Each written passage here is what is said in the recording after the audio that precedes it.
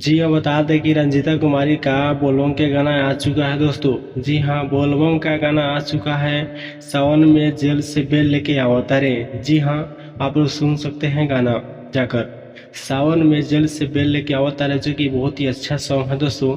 अगर आप लोग रंजीता कुमारी के दिल से चाहते हैं तो इस चैनल को सब्सक्राइब कर लीजिएगा कि रंजीता कुमारी की आने वाले खबरें आप तक पहुंच सके।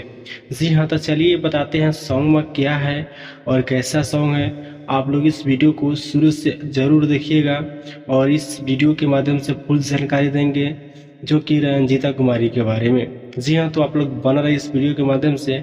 चलिए जानते हैं। बात करें दोस्तों तो एक से एक गाना लेके आ रही है साड़ी सॉन्ग, जो कि रंजीता कुमारी। जी हाँ, जनाजा वाला गाना गाई थी, बहुत सारा गाना, नौकर वाला गाना गाई थी और बहुत सारा गाना इनका हिट रहा दोस्तों। तो चलिए मिलते हैं नेक्स्ट वीडियो में, तब तक के लिए बाय दोस्तों।